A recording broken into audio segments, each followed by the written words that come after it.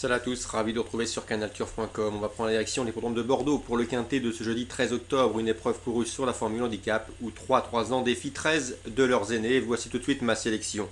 J'ai placé en tête le numéro 3, Cool Marble, présenté par Yves de Nicolaï. Ce cheval m'avait bien plu lorsqu'il avait terminé deuxième du Grand Handicap de Deauville, une épreuve toujours très convoitée. Jugé sur cette performance et confié à Christophe Soumillon, ajoutez à cela qu'il a un bon numéro dans les stalles, il s'annonce redoutable. Je lui poserai le numéro 12, à savoir Silver Green. Le cheval devrait accuser de logique progrès sur sa course de rentrée effectuée dernièrement à Mont-de-Marsan. C'est un cheval qui est aussi performant de 1600 mètres à 2000 mètres.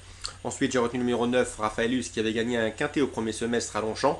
Il a ensuite été tenu écarté de la compétition. Il a 3 courses de rentrée dans les jambes. Il faut s'attendre à le voir vite refaire parler de lui.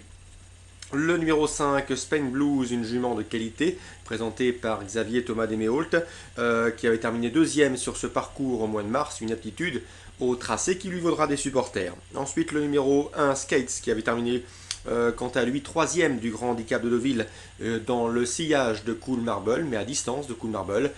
Sachez bien que ce cheval, à mes yeux, est pris relativement haut sur l'échelle des valeurs, mais c'est un cheval de qualité, faire sans lui constitue un risque. J'ai placé également le numéro 2, King Air, dans cette sélection. L'élève de Rupert Pritchard Gordon reste sur 3 podiums à Maison Lafitte et Deauville. Il doit pouvoir se placer. Le numéro 13 également, Divin Honor, qui n'a plus à faire ses preuves à ce niveau. Il a terminé 4e pour sa rentrée dans un quintet à Longchamp. Il devrait confirmer, tout comme le numéro 16, Issachar. Autre valeur sûre dans les tournois de ce genre. Seul bémol, il effectue une rentrée, il n'a pas paru en piste depuis une place de deuxième obtenue dans un quintet mansonien, c'était courant juillet, donc seul ce manque de compétition peut l'empêcher, à mon avis, de faire l'arrivée. Résumé chiffré pour ce quintet, 3, 12, 9, 5, 1, 2, 13 et numéro 16.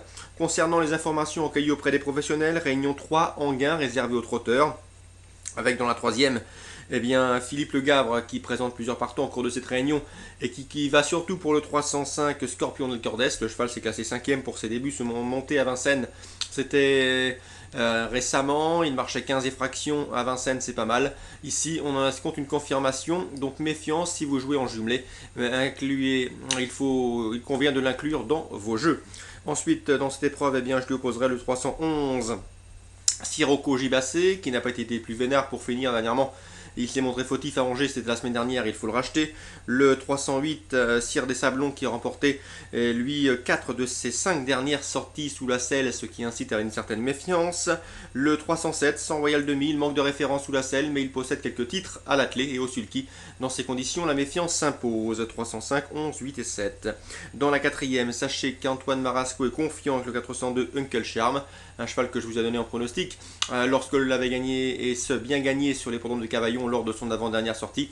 La dernière fois, eh bien, il s'est montré fautif à Lyon-Pareilly, mais l'attente au moment du départ a joué contre lui. Ici, le cheval aborde ce rendez-vous en pleine possession de ses moyens. Il a un bon numéro derrière la voiture, on lui associe un pilote. Bref, on en escompte un très bon résultat. C'est un cheval qui peut prendre la direction des opérations et ce petit jeu-là, il est capable d'aller très loin. Il constitue donc un rival sérieux pour le 403 Orlando Magic, un sujet ménagé et estimé par la famille Abrivard, mais qui ici effectue une rentrée. Il n'a pas apparu en piste depuis le mois de juin. Donc attention et faites très attention au 402 Uncle Charm, capable de faire afficher une belle cote, pourquoi pas pour la victoire. Dans la cinquième, j'aime beaucoup le 506 Titus du Baffet. Je vous l'ai déjà indiqué à plusieurs reprises, un cheval de qualité qui reste sur 5 victoires consécutives. La dernière à Vincennes obtenue malgré une faute assez conséquente en début de parcours. Il est revenu faire le tour du peloton et s'est imposé en force. On lui opposera le 510 Taramis d'Aubrac, autre cheval estimé.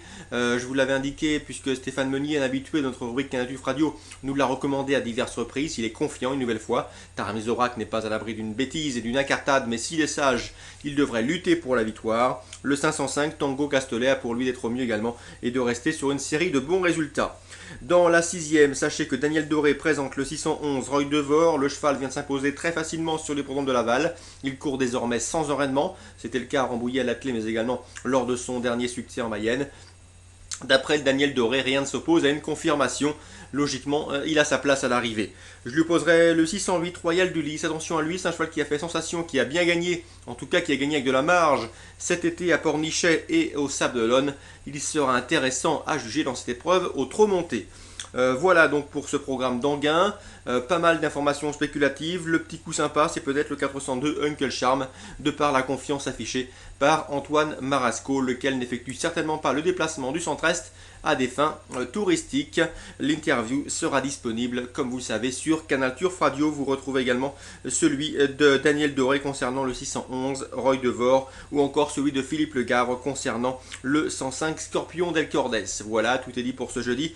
Des courses à prendre avec des pincettes car elles sont ouvertes, mais intéressantes si vous êtes des amateurs de jeux spéculatifs. Très bonne journée à tous et rendez-vous demain.